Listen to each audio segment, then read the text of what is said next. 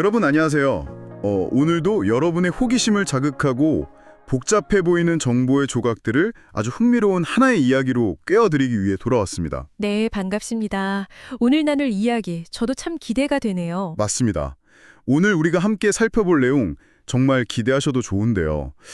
본격적인 이야기에 앞서서 오늘 저희가 다룰 자료의 출처를 먼저 명확히 밝히고 시작해야겠네요. 네, 아주 중요한 부분이죠. 유튜브 바이블 캔버스 구독자님께서 보내주신 묵상 스케치 자료를 깊이 있게 살펴보겠습니다.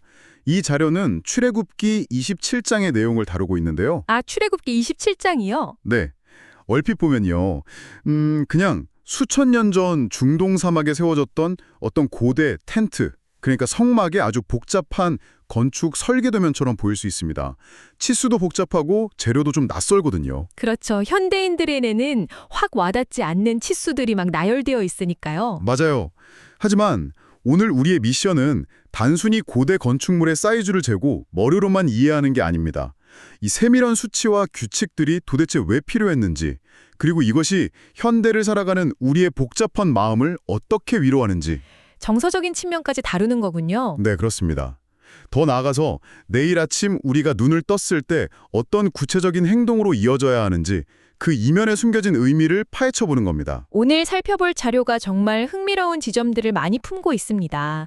흔히 출애굽기 27장 하면 번제단, 성막의 뜰, 그리고 등불 관리에 대한 아주 건조한 지침서 정도로 생각하기 쉽거든요. 저도 처음엔 약간 그렇게 느꼈어요. 현대인의 시각에서 특히 효율성을 중요하게 생각하는 요즘 사람들의 눈으로 보면 아니 도대체 왜 이렇게까지 치수 하나, 재료 하나를 세밀하게 통제하는 거지? 라는 의문이 드는 게 당연합니다. 진짜 그래요. 너무 깐깐하다 싶을 정도로. 네. 하지만 보내주신 자료를 참산히 뜯어보면요. 이 모든 규격과 지침 하나하나가 거룩하신 하나님께 나아가는 방식에 대한 아주 정교하고 치밀한 안내서라는 걸 발견할 수 있습니다. 자, 그럼 그 설계도 안으로 직접 한번 걸어 들어가 볼까요? 가장 먼저 마주치게 되는 첫 관문, 바로 번제단입니다. 네. 성막의 아주 핵심적인 기구죠. 자료를 보니까 성막문을 열고 들어가자마자 시야를 꽉 채우는 게 바로 이 번제단이더라고요. 그런데 치수가 참 낯섭니다. 조각목으로 만들 때 길이가 5규빗, 너비가 5규빗, 높이가 3규빗이다 이렇게 나오는데 규빗이라는 단위가 좀 어렵죠? 솔직히 규빗이라고 하면 감이 잘... 안 오시죠? 네, 이게 도대체 어느 정도 크기인 건가요? 1규빗을 보통 성인의 팔꿈치에서 손가락 끝까지의 길이 대략 45cm에서 50cm 정도로 봅니다. 그렇게 환산해서 현대의 치수로 바꿔보면 이해가 확 빠르실 겁니다. 아하, 팔꿈치에서 손가락 끝까지요? 네, 가로와 세로가 각각 2.3m 정도 되는 완벽한 정사각형이고요. 높이는 약 1.4m 정도 됩니다. 잠깐만요. 가로, 세로 2.3m요? 생각보다 엄청나게 큰데요? 맞습니다. 그러니까 성인의 가슴 정도 오는 높이에 작은 자동차 한 대는 거뜬히 올라갈 만한 아주 거대한 제단인 셈이죠. 게다가 겉은 전부 번쩍이는 노수로 씌워져 있었습니다. 와, 가로, 세로 2.3m짜리 거대한 화로가 번쩍이는 노수로 덮여서 한가운데 떡하니 버티고 있다고요? 상상만 해도 엄청난 압도감이 느껴지네요. 시각적으로 굉장히 강렬했을 겁니다. 그런데 여기서 드는 의문이 있습니다. 굳이 이렇게 크고 무시무시하게 만들 필요가 있었을까요? 우리가 보통 하나님과 교제한다고 하면 좀 조용하고 아늑한 영생의 공간을 떠올리잖아요. 그렇죠. 현대적인 감각으로는 평온한 이미지를 기대하죠. 네. 그런데 성막에 들어가자마자 피냄새와 고기 타는 냄새가 진동하는 거대한 불판을 마주해야 한다는 게 뭔가 굉장히 이질적으로 느껴집니다. 여기서 정말 흥미로운 점은 바로 그 지점이 이 자료가 짚어내는 아주 중요한 통찰이라는 겁니다. 아, 그 이질감이 오히려 의도된 거란 말씀인가요? 네, 하나님과의 만남은 인간이 임의로 상상하는 편안하고 적당한 방식으로 이루어지는 게 아니라는 거죠. 거룩하신 하나님과 죄 많은 인간이 만나기 위해서는 반드시 해결해야 할 문제가 있는데 그게 바로 죄입니다. 아, 죄 문제요. 네. 놋은 성경 문학에서 흔히 심판을 상징하는 금속으로 쓰이거든요. 즉, 이 놋 제단은 죄인이 하나님께 나아가기 위해 반드시 거쳐야만 하는 맹렬한 심판과 희생의 장소를 시각적으로 아주 뼈저리게 보여주는 장치입니다. 듣고 보니 그러네요. 그냥 눈앞에서 죄 없는 동물이 나를 대신해 죽어가고 불태워지는 그 처절한 현장을 보면서 인간은 자신의 죄가 얼마나 무거운 것인지를 시각과 후각, 청각으로 온전히 깨닫게 되는 겁니다. 아, 그러니까 이 제단은 단순히 동물을 태우는 기능적인 불판이 아니라 거룩한 질서 안으로 들어가기 위한 필수적인 시청각 자료였군요. 정확합니다. 아주 강력한 영적 예표를 담고 있죠. 여기서 자료가 한 걸음 더 깊이 들어가는 부분이 인상 깊었습니다. 이 끔찍하고 처절한 심판의 장소가 결국은 단 한 번의 영원한 제사가 되신 예수 그리스도의 십자가를 예표한다는 설명이요. 맞습니다. 고대의 이스라엘 백성들은 매일 동물을 끌고 와서 그 제단 위에 피를 뿌려야 했죠. 하지만 이 자료는 그 눈에 보이는 놋 제단과 모서리의 뿔 너머를 보라고 권면합니다. 눈에 보이는 현상 그 너머를 보라는 거군요. 결국 나를 대신해 완벽한 희생제물이 되신 예수 그리스도의 십자가 사건이 이 번제단에서 완성되었다는 거죠. 심판의 장소인 줄만 알았는데 알고 보니 나를 향한 진노를 다른 존재가 온전히 다 받아낸 완벽한 구원의 장소였던 겁니다. 와, 심판의 장소가 구원의 장소로 뒤바뀌는 거네요. 네, 이 거대한 은혜의 구조를 머리로, 즉 지성으로 먼저 깨닫고 신뢰하는 것이 바로 이 묵상의 첫 출발점이라고 자료는 강조하고 있습니다. 내가 받아야 할 형벌을 저 거대한 불길이 대신 삼켜버렸다는 걸 이해하게 되면 그 공포스럽던 번제단이 갑자기 완전히 다르게 보이겠네요. 은혜의 불길로 보이는 거죠.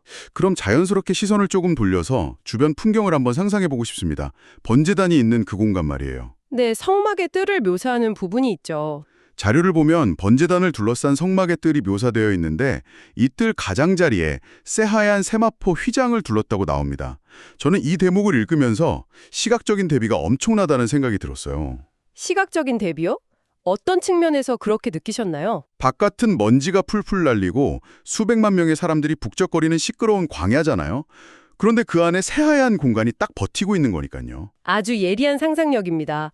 그 환경의 대비를 묵상하는 것이야말로 이 설계도가 주는 두 번째 메시지, 바로 우리의 정서를 만지는 부분입니다. 지성에서 이제 정서로 넘어가는군요. 이것을 더 큰 그림과 연결해 보면요. 바깥 광야는 생존을 위해 치열하게 다투는 척박한 땅이고 바람과 먼지가 휘몰아치는 혼돈의 공간입니다. 그런데 그 혼돈의 한가운데에 높이 약 2.3m의 새하얀 세마포 울타리가 쳐져 있는 겁니다. 아까 번제단 크기랑 비슷하게 높네요. 그쵸. 사람 키보다 훌쩍 높기 때문에 일단 그 뜰 안으로 한 걸음 들어서면 바깥 세상의 소음과 시야가 완벽하게 차단됩니다. 세상의 소음이 단절되는 하얀 공간이라니 이거 정말 현대인들에게 너무나 필요한 피난처 같은 느낌이네요. 맞습니다. 완벽한 단절을 경험하게 되는 거죠. 스마트폰의 끊임없는 알람 소리, 뉴스의 자극적인 헤드라인, 치열한 경쟁에서 뚝 떨어져 나와서 오직 고요함만 존재하는 곳에 들어간 기분일 것 같아요. 그 휘장이 단순한 울타리가 아니라 세상과 하나님을 거룩한 통치 영역을 구분짓는 명확한 물리적 경계선 역할을 하는 거군요. 정확합니다. 그 새하얀 경계선 안으로 들어왔을 때 그 깊은 안도감을 한번 생각해 보세요. 밖은 여전히 어둡고 혼란스럽지만 나는 지금 안전한 울타리 안에 있습니다. 생각만 해도 마음이 편안해지네요. 그리고 고개를 들어보면 내 죄를 씻어준 번제단의 불길이 끊임없이 타오르고 있죠. 자료에서는 이 경험을 위로와 평안이라는 단어로 설명합니다.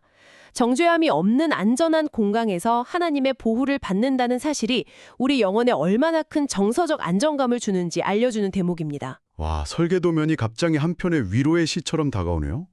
특히 이 정서적 위로와 관련해서 자료에 아주 강력한 인용구가 하나 등장하더라고요. 청교도 신학자의 말이었죠. 네, 토마스 왓슨의 말인데 제가 한번 읽어보겠습니다. 기도의 향기는 제단 위에 불이 있을 때만 하늘로 올라간다. 우리 마음이라는 제단에 성령의 불을 떠지지 않게 하라. 저는 이 문장을 보고 진짜 뒤통수를 한 대 맞은 것 같았습니다. 굉장히 묵직한 문장이죠. 눈에 보이는 성막의 불을 우리 내면의 상태로 너무나 절묘하게 연결시키지 않았나요? 그 통찰이 정말 대단하죠. 고대 이스라엘 제사장들의 가장 중요한 임무 중 하나가 바로 제단 위의 불이 절대 꺼지지 않게 관리하는 것이었습니다. 제단 위에 불이 없으면 제사를 드릴 수도 없고 성소 안에 향을 피울 수도 없거든요. 불이 없으면 모든 기능이 마비되는 거네요. 향이 펴오르지 않는다는 건 곧 기도가 막힌다는 걸 의미합니다. 이 자료는 왓슨의 말을 빌려 우리에게 날카로운 질문을 던집니다. 당신 마음속 제단에는 지금 불이 타오르고 있습니까? 하고 말이죠. 그 성령의 불이 타오를 때만 우리는 깊은 평안을 누리며 하나님과 생명력 있는 교제를 나눌 수 있다는 것을 보여줍니다. 그렇다면 여기서 한 가지 아주 현실적인 궁금증이 생깁니다. 여기서 정말 흥미진진해지는 부분인데요. 불을 계속 타오르게 하라는 건 알겠는데 광야에서 불을 유지하는 게 어디 쉬운 일인가요? 정말 힘든 노동이죠. 바람도 막아야 하고 연료도 계속 채워 넣어야 하고요. 그래서인지 출애굽기 27장 마지막 부분 20절을 보면 이 불을 유지하기 위한 아주 구체적이고 깐깐한 지침이 등장하더라고요. 이스라엘 백성들에게 감람, 그러니까 올리브를 찧어서 짠 순결한 기름을 가져와서 등불을 끊이지 않게 켜두라고 명령하시거든요. 네, 아무 기름이나 쓰면 안 된다고 명시되어 있습니다. 그냥 대충 붓는 것도 아니고 불순물이 없는 순결한 기름이어야 한대요. 이 대목에서 우리는 고대 사람들의 삶의 방식을 좀 이해해야 할 필요가 있습니다. 올리브에서 기름을 짜내는 과정은 엄청난 노동력과 시간을 요구합니다. 게다가 불순물에 섞이지 않은 순결한 기름을 얻으려면 열매를 갈거나 지식이기 전에 조심스럽게 절구에 넣고 찧어서 가장 먼저 흘러나오는 최상품의 기름만을 모아야 합니다. 아, 첫 번째로 찧어서 나온 것만요? 네, 불순물이 섞이면 불을 밝힐 때 그을음이 생기고 불꽃이 일정하게 타오르지 않으니까요.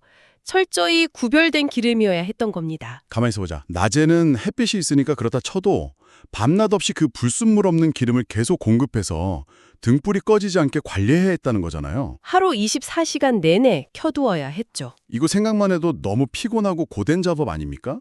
가끔은 좀 저렴한 기름도 섞고 싶고 하루쯤은 피곤하니까 불이 좀 약해져도 그냥 내버려두고 싶었을 것 같은데요. 인간적인 본성으로는 당연히 그랬을 겁니다. 타협하고 싶은 유혹이 매일 있었겠죠. 그런데 왜 하나님은 굳이 이런 고단한 방식을 끊이지 않게 유지하라고 하셨을까요? 이유가 있을 텐데요. 자료는 이 부분에서 아주 핵심적인 영적인 의미를 끌어냅니다.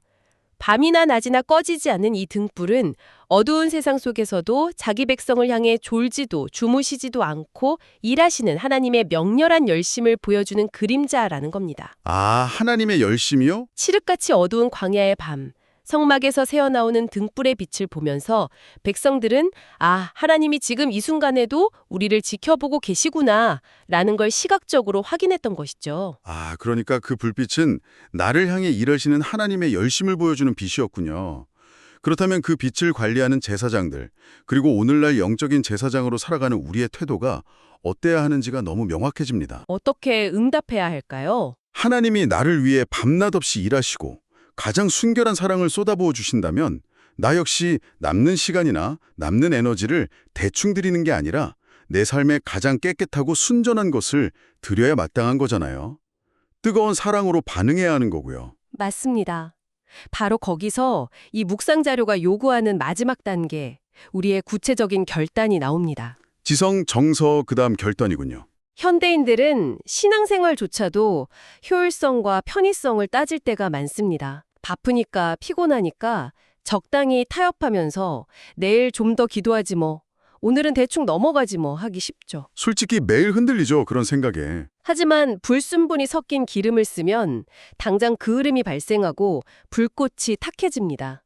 이 명령에 순종했던 고대 제사장들처럼 일상의 편의와 타협하지 않고 매 순간 깨어 성령의 기름을 준비하는 치열함. 이것이 바로 우리가 다짐해야 할 매일의 결단인 것입니다. 적당히 타협하지 않는 삶이라 듣기만 해도 마음이 뜨거워집니다. 그래서 이 모든 것이 우리에게 어떤 의미가 있을까요? 우리의 삶으로 가져와야죠. 결국 우리가 처음 살펴봤던 그 거대한 번제단에서 십자가의 진리를 머리로 끄덕이며 이해했다면 그 다음엔 세마포 휘장 안에서 정서적인 깊은 평안을 누려야 하고요. 거기서 멈추는 게 아니라 매일 순결한 기름을 짜내는 수고를 기꺼이 감수하며 내 삶의 불꽃을 꺼트리지 않겠다는 의지적인 결단까지 나아가야 한다는 거네요. 정확한 요약입니다. 내 능력을 의지하던 삶에서 돌이켜서 내 인생의 기초를 철저하게 그 놋제단, 즉 예수 그리스도의 십자가 공로 위에 두겠다는 매일의 의지적인 결단이 필요합니다. 그것이 바로 자료에서 강조하는 내 삶의 중심에 기도의 제단을 쌓는 행위입니다. 자, 이제 오늘 나눈 이야기들을 좀 정리해 볼까 합니다. 처음엔 그저 고대 건축물의 복잡한 수치와 규칙들인 줄만 알았습니다. 하지만 이 출애굽기 27장의 설계도는 결국 오늘 현대를 살아가는 우리 영혼의 상태를 진단하고 다시 세우기 위한 완벽한 매뉴얼이었습니다. 네, 시간을 뛰어넘는 진리죠. 번제단의 심판을 뛰어넘는 구원의 은혜, 세상과 단절된 뜰 안에서 누리는 평안, 그리고 밤낮으로 타오르는 하나님의 열심히 응답하는 우리의 순전한 기름까지. 여러분의 일상이 이 성막들 안에서 활활 타오르는 등불이 되어 주변의 어두운 세상을 환하게 비출 때 여러분 가운데 거하시는 하나님의 영광이 선명하게 드러날 줄 믿습니다. 아멘. 정말 그렇게 되기를 바랍니다. 오늘 바이블 캔버스 구독자 여러분이 보내주신 귀한 자료 덕분에 정말 깊은 깨달음을 얻네요. 여러분 모두 오늘 하루도 그 거룩한 예배자의 길을 걸으며 승리하시기를 진심으로 축복하고 응원합니다. 네, 오늘 이 깊이 있는 나눔의 여정이 여러분의 바쁜 일상 한가운데서 잠시 멈추어 생각할 수 있는 깊은 우물이 되었기를 바랍니다. 마지막으로 여러분이 일터로 혹은 가정으로 돌아가셨을 때 스스로에게 한 번쯤 던져보셨으면 하는 질문이 하나 있습니다. 네, 어떤 질문인가요? 오늘 우리가 살펴본 것처럼 고대의 성막이 이토록 정교한 치수와 재료들로 설계되어 하나님의 구원 계획을 보여주는 그림자였다면 지금 여러분이 살고 있는 어찌 보면 쳇바퀴 돌듯 지극히 평범하고 지루하게 반복되는 매일의 일상이라는 그 도면 속에는 과연 하나님이 어떤 세밀한 계획과 치수로 그분의 임재를 위한 공간을 설계해 두셨을까요? 거대한 사건이 아니라 오늘 마주치는 아주 작은 순간들 속에서 하나님이 그려놓으신 그 거룩한 치수들을 하나씩 발견해내는 하루가 되시기를 바랍니다.